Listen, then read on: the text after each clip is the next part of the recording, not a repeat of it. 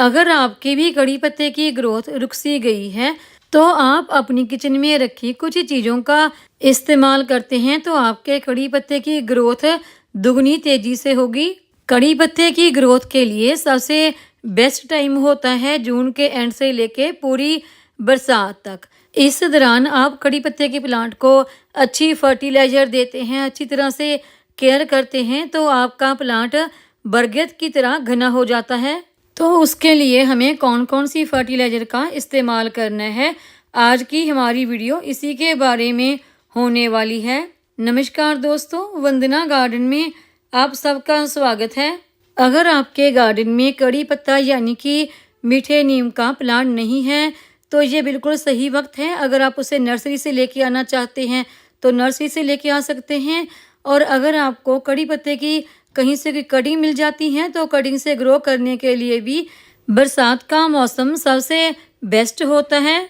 और अगला पॉइंट आता है कि कड़ी पत्ते को तपती गर्मियों से बचाने के लिए आप इसके गमले की मिट्टी में सूखे पत्तों से मल्चिंग भी कर सकते हैं। अगर सूखे पत्ते भी गार्डन में नहीं हैं तो आप कोकोपीट की एक लेयर मिट्टी के ऊपर भी बिछा सकते हैं।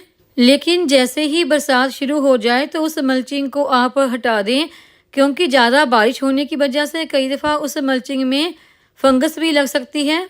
और अगला पॉइंट है कि बहुत तेज़ गर्मी की वजह से हमारे कड़ी पत्ते के प्लांट की कुछ पत्तियां देखिए इस तरह से सूखने लगती हैं। तो उसके लिए आप क्या कर सकते हैं, तो देखिए जब भी आप अपने किचन में चावल बनाते हैं तो चावल को बनाने से पहले उसे अच्छी तरह 2 से 3 दफ़ा पानी से धो लें।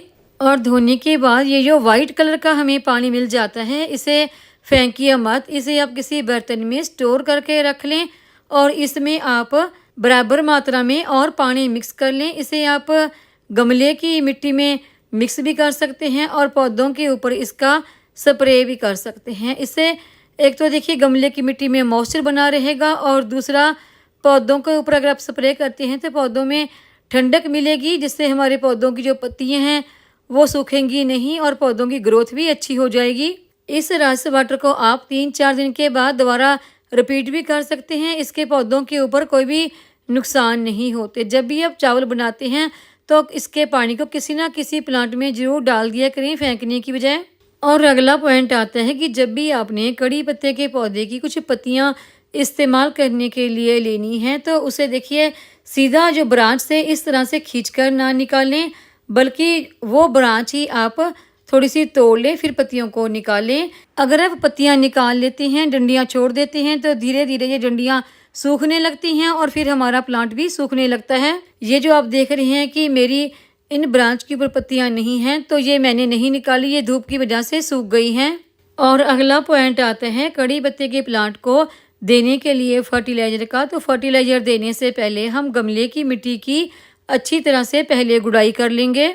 जो फर्टिलाइज़र आज हम इस प्लांट को देने के लिए लेंगे वो लेंगे डीएपी।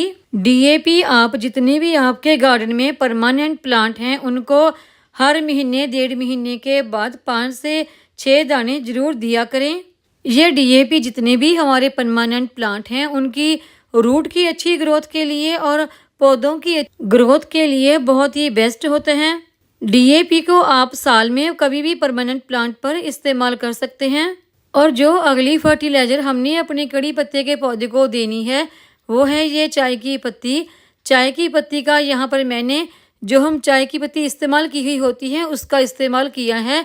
चाय की पत्ती को इस्तेमाल करने के बाद आप 3 से 4 दफ़ा पानी से अच्छी तरह से धो लें, फिर इसको आकर अपने पौधों पर इस्तेमाल कर सकते हैं। चाय की पत्ती को आप गमले की मिट्टी में मिक्स करके दे सकते हैं। चाय की पत्ती में भरपूर मात्रा में नाइट्रोजन पाया जाता है जो हमारे पौधे की पत्तियों की अच्छी ग्रोथ के लिए, उनको ग्रीन बना रहने के लिए बहुत ही अच्छा होता है।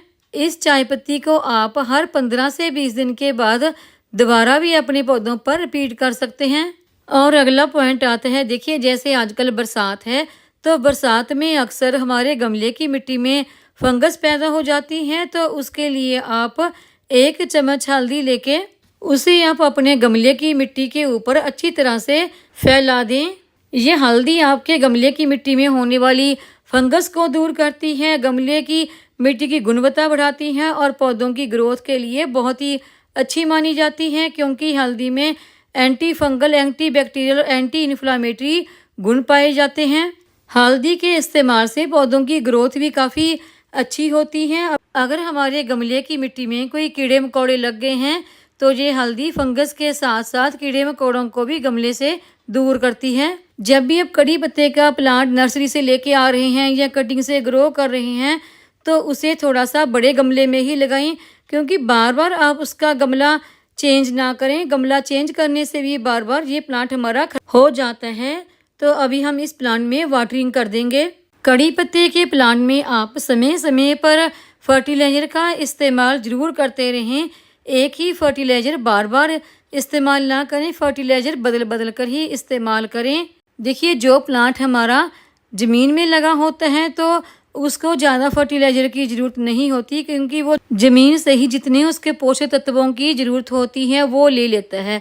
लेकिन अगर वही प्लांट हमने किसी गमले में या ड्रम में लगा रखा है तो उसको पोषक तत्व सब हमने खाद के द्वारा ही देने होते हैं।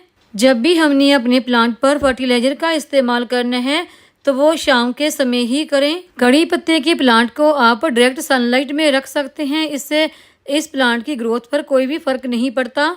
उम्मीद है आपको मेरी ये आज की वीडियो पसंद आई होगी। वीडियो पसंद आई हो तो वीडियो को लाइक, सब्सक्राइब, शेयर और कमेंट ज़रूर करें।